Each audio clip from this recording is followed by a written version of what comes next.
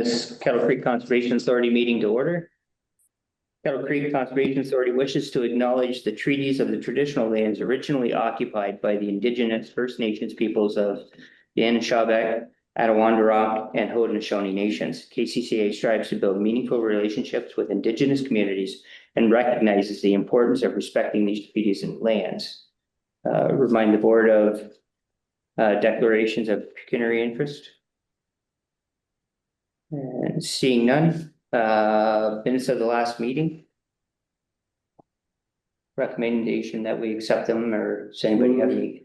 Lori and Jim? Sorry. Chair, before you do, I just have one amendment. The motion about the budget approval, it should say the 2027 budget and municipal apportionment be approved for consultation. So if we just approve with that amendment, that would be appreciated. Okay. Lori and Jim. Lori Baldwin Sands. Yes. Burrs. Yes. Herbert. Yes. Jones. Yes. McMillan. Yes. Fribble. Yes. Drybosh. Yes. Brosseau. Yes. And Wilson is absent. Noble. Yes. And that motion passes. Okay. And media report. Betsy?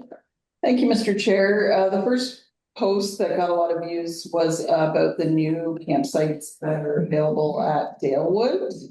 The next was a post about the guiding principles that was released to the public for the consolidation. And lastly, there were a number of media articles featured, one about the Discovery Week event we held at Dalewood, talking about the consolidation, featuring Jesse at the Food Truck Festival. Lots of, when we released the media release and guiding principles, there was lots of uptake, especially in the Graham region about it. Applications are open for the Kettle Creek Agricultural Scholarship and a feature about Dalewood in summer in Elgin. Thank you. Any questions for Betsy? Good. Looks good. Good reading.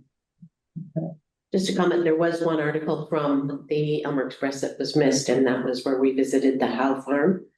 And it was very well received as well. So there was a lot of pictures, etc. And it included just a little bit of chit chat about Kettle Creek. Thank you. Jerry has a couple of questions, if you don't mind. Sure. Gary? Two questions. The 13 new 30 amp sites, how is the booking, or has it been used? Point 1, point 2, still available Canada Day long weekend? Did we book out? Mr. Chair, to Jerry, yeah, the 30 amp sites are picking up now. We've been doing some targeted marketing on them. We've also invited some camper. We did a small promotion to get them out there as well. And I think of the 13, there's maybe 6 that we've got long-term stay campers on now. So they've committed to the entire summer on those sites as well. That's great. Thank you. And how did the Canada Day long weekend work out? Canada Day long weekend was fully booked to busting at Dalewood and almost, or at Lake Whitaker, and almost fully booked at Dalewood. I know that the Canada long weekend this year was a little split because of it being the actual holiday being on the Wednesday. So we're still waiting to see the stats from the July part of that weekend. But it almost created basically 2 long weekends in the campgrounds because it was split. Some people took that holiday on June 30th, so the weekend before July 1st, and then others, we saw it just as busy after the July long weekend. So we're still waiting to see those final numbers for that second weekend. Great. Thank you for the answers. No more questions. Any other questions? Okay. Project tracking, Elizabeth? So some of this has already been mentioned in the media, but we did host the annual Tall Tales Fishing Derby, which was well received despite the heat and thunderstorms and things like that. The winning fish was a 1.8 pound largemouth bass.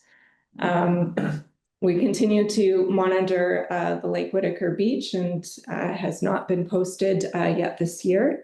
The second Kettle Creek Environmental Youth Corps event was held at the Stanley Lowell Grove on June 15th, with some wildflower plugs being planted there. We participated in a meeting for the Elgin Phragmites Management Area Working Group to discuss Phragmites control, and we've installed shade shelter for the lifeguards at Lake Whitaker. That was the test one. It seems to be working out well, and the lifeguards have had a favorable response with that one. So pending on that, we may do something similar at Dalewood. And the cabins continue to be popular out at Lake Whitaker, I don't think there's very many openings for the rest of the summer. Okay, questions? Gloria? Just following up on John Wilson's question before about possibility of doing daytime. Has that been explored, and is there anyone being able to utilize daytime use at the cabins? We've just found that they're so booked up that it hasn't been an option that we can fulfill at this time. But staff continue to look at, we're working with the electrician right now to see what other sites we can incorporate, and a couple of other cabins in there down there. So I think once we have more cabin availability, that might be more something that we can open up for the public. Great. I was just wondering, I know demand for campsites is up everywhere in Canada, but is the heat, can you tell if the heat is affecting people? They're just not leaving home, or? Doesn't seem to be affecting people. You always have those odd people the odd person that will cancel because of the heat before they show up, but it doesn't seem to be impacting numbers. It's probably the exact opposite. I don't have the stats. We'll probably bring them to you in August. We can do a report, but it appears like Dalewood or Lake Whitaker's day use is incredibly up in summer. And I think it is reflective of people trying to beat the heat and get to a beach that they traditionally have not visited or isn't as busy as some of the bigger beaches. Yeah, some days I'm still in Fahrenheit. I'm on the golf course and it's 105. I mean, stifling. Okay, thank you. Chip? Yep, through the chair. A couple of questions. When you're designing your climate change action plan, is there any follow-up on the actions that you want to take? Is there any follow-up for us to say, we're looking at this? Is it actually happening? My first question. Mr. Chair, that's later in the agenda. Maybe I can Okay. answer it. I saw Go through that. Okay, my second one is, I see that you test beaches are surveyed and tested weekly for bacteria, et cetera. Is weekly good enough when the weather's so hot? Or should you increase that? Mr. Chair, I'll refer it to Jennifer. Thank you, Mr. Chair. The standard that we employ in partnership with I think it's the Health and Long-Term program, it's weekly testing. So we do it early in the week to make sure that we have time to retest if needed. But you have to remember that a bacteria sample is a snapshot in time. It can be affected by wind, weather, temperature, animal activity, all that. So if it does, that's why there's signs posted all day, every day at each beach that indicate that. Through the chair, just a follow-up question. So if you test it on a Monday and it's just passable, would you wait to the end of the week to test it, or would you do it the next day, or just to make sure? If it's just passable, then it meets the criteria. Oh, so you're happy with, even though it's here, it should be up here. That's the criteria. Yeah, thank you. Thanks, Doug. Okay, thank you. Any other questions? Okay. Watershed conditions, Jennifer. Thank you, Mr. Chair. Just quickly, water levels in Lake Erie continue to be lower than, actually, sorry, I should say they're lower than normal, but they're higher than the long-term average. So there is still a good supply of water out in the lake right now. For June, we did get 136% of our average total rainfall for the month of June, which equated to about 107 millimeters average rainfall. The Environment Canada outlook for July to September is above normal temperatures, no kidding, and above normal precipitation for the region. And again, just a little follow-up again about bacteria sampling and at Lake Whitaker, we don't normally have a meeting in July, and it was interesting to be able to share this long-term program that we do at Lake Whitaker. Beaches are sampled weekly during the operating season. We usually start the last weekend of June. It goes all the way to the first week of September. Beaches are sampled, both beaches, so day use and lakeshore, and the bacteria samples are analyzed at the local Ontario Public Health Lab in London. So just a few stats from last year. We collected 110 beach samples. That was 11 sampling events for the whole season. We had 0 retests, 0 beach postings, and 0 beach closures. Thank you. Any questions for Jennifer? I have one. Is the water level is higher this year than it was last year, I believe, right? It looks to be. Yeah. Okay. Any no questions? Recommendation that the staff reports.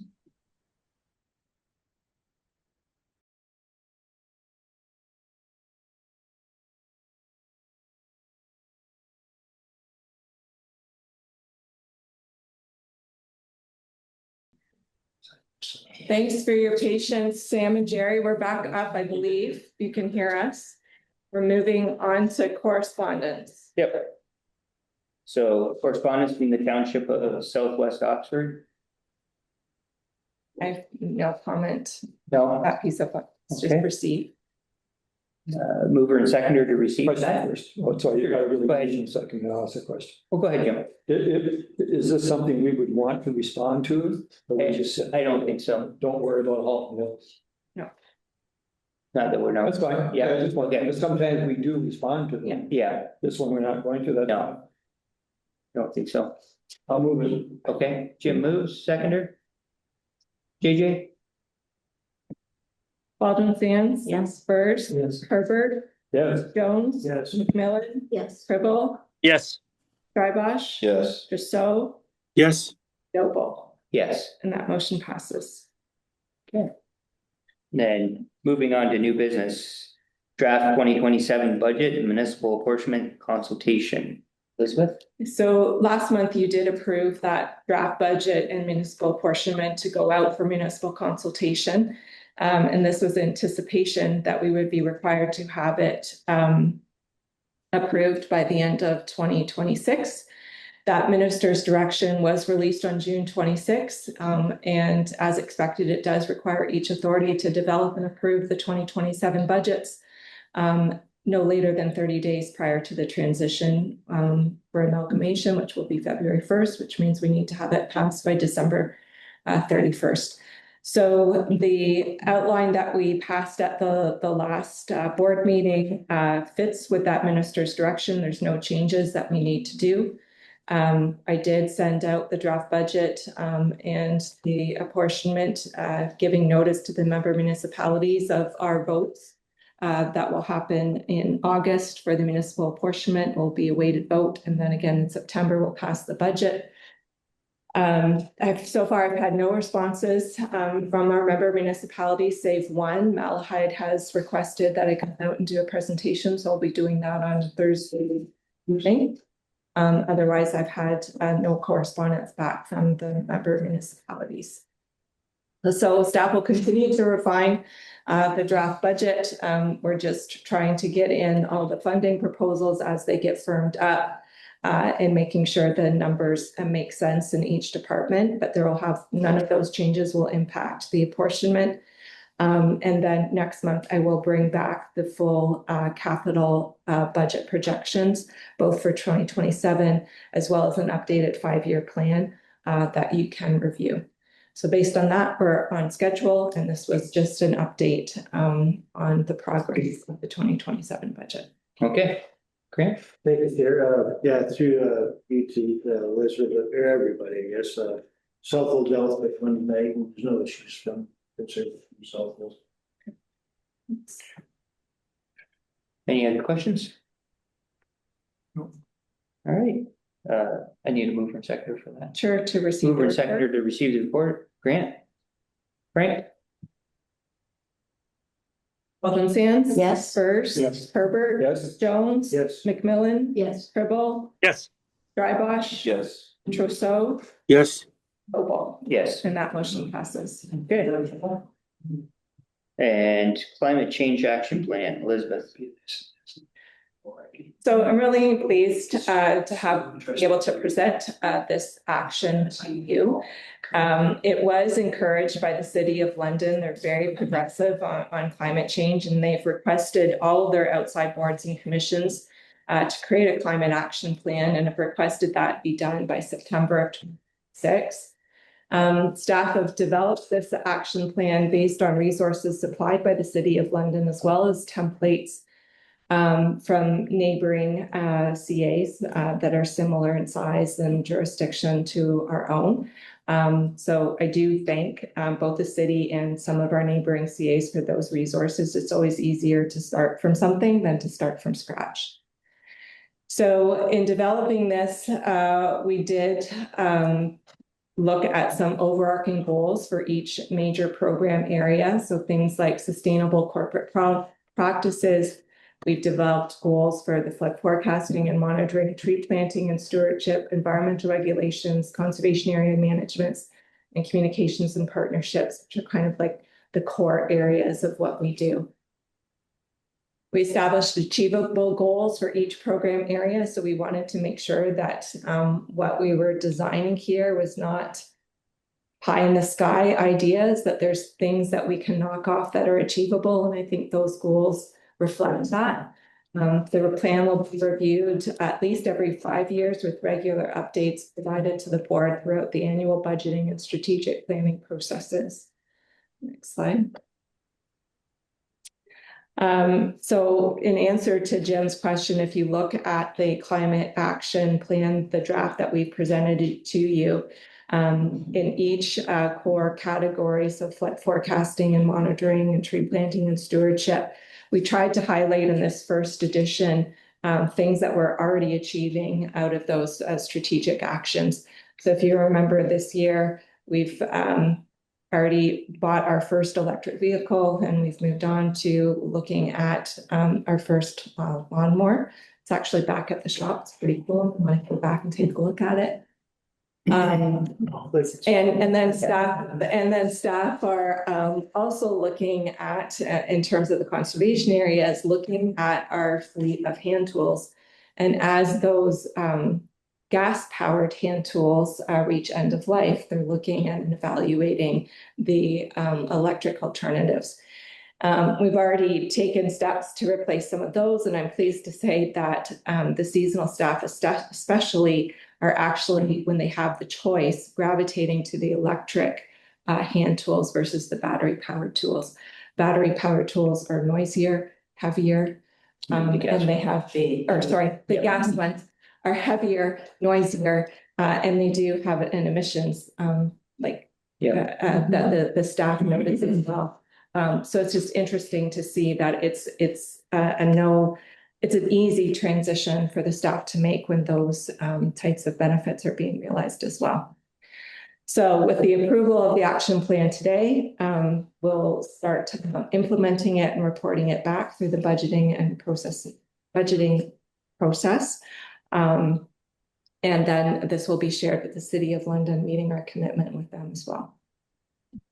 Right. Just a question through you to Elizabeth. So when your staff is out there, like, I think the big hope for this is getting to youth, that they pick this up, and when they grow into an adults, they will have a better appreciation and support this kind of stuff. Do you see that as well? Like, we're in a moment here with what the Americans are doing, where we're backpedaling, which I don't understand, but like even in Canada, maybe we're backpedaling a little bit, but all of this stuff has to be, it can't get crazy. You can't, Canada was I thought, in that crazy mode for the last 10 years, where we're doing stuff which is damaging our own economy. But I think youth is where the effort is, that they will pick it up and they'll be the future voters, et cetera. Anyway, that's more of a comment. You see the same thing? Yeah, the Chair to Frank, I think in the plan, you're seeing actions there that have been described, like incorporating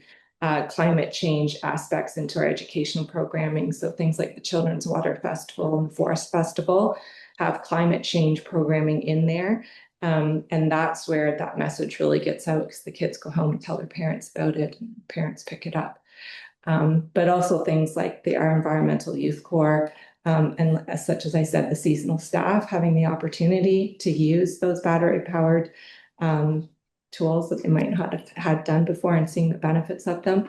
That speaks volumes into, you know, the change process that will happen for them as well. Yeah. All good, thank you. Jim. To the chair, first of all, pretty impressive. I was pretty excited when I read this work that went into this. Unbelievable. Elizabeth and your team must have sat down for quite a while to put something like this together. I actually have two questions.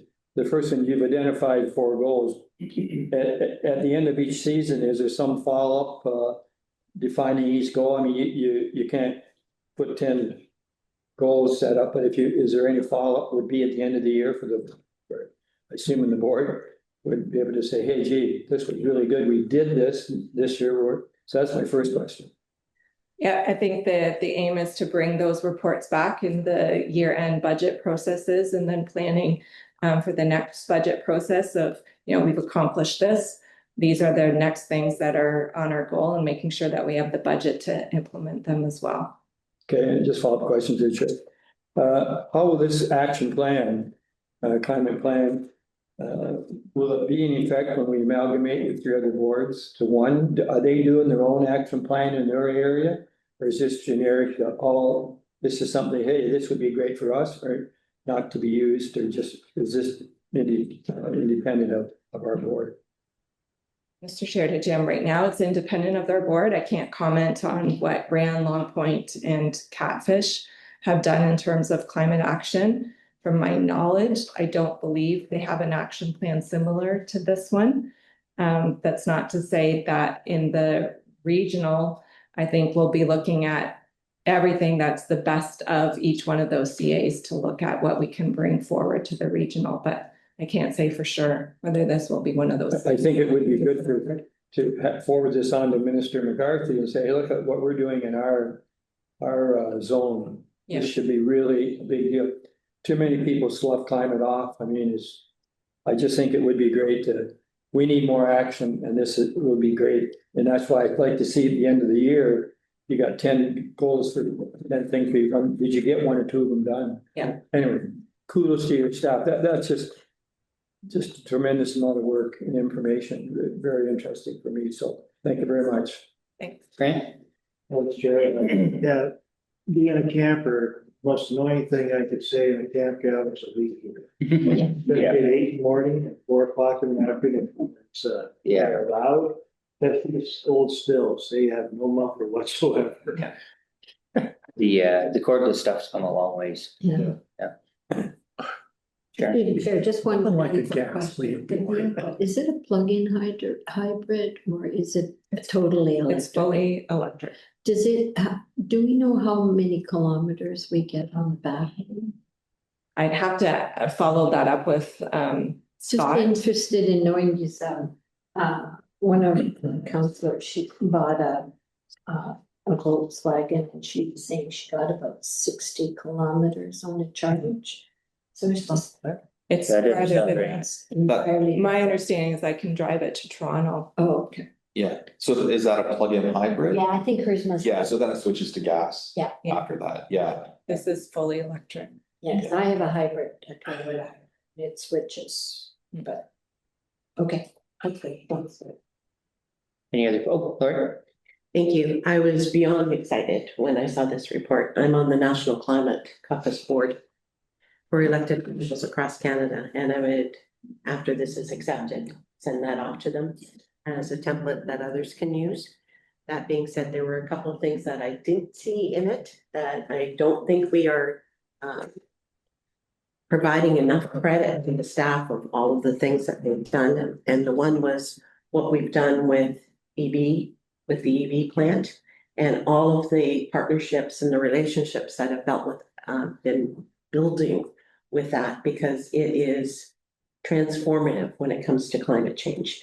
And your relationship with the leadership that you've done, taking the lead on so many of the projects that have been involving with the EV plant building and the related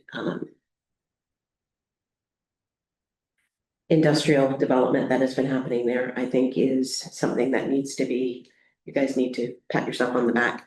And because of that, the partnerships that have been created, the leadership roles, and I really like your education pieces. But it's going to result, I believe, in more and expanded donations across the watershed. And I think that that relationship building that you have been doing hasn't been given enough credit in this as well. So just a line or two about those, because I think that those partnerships, the leadership, the education, everything that you've done from top on down has been incredible and amazing. But sometimes I think you leave yourself a little short on the credit that you should also pat yourself on the back for. And once that's approved, if we can do those amendments, I will be moving that on to the national. So hopefully that can be used as a template for others. Any other questions, comments? Did you want to move this, Lori? I'd love to move this. Okay, seconder, Jim? Okay. Baldwin Sands. Yes. Burrs. Yes. Herbert. Yes. Jones. Yes. McMillan. Yes. Pribble. Yes.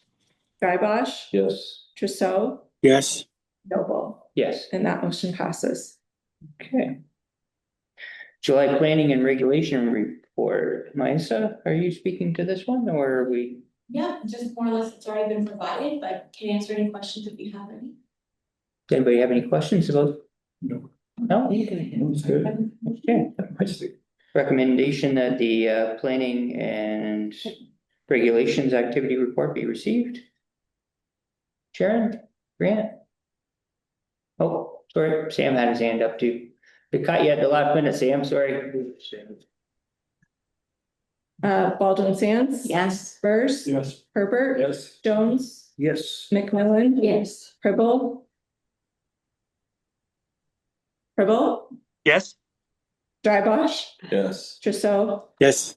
Noble. Yes, And that motion passes. okay. We need a motion to go into close. We do. Sam and Jerry, did you want to move and second the motion to go into close? There you go. All right, that works. Get them on the books.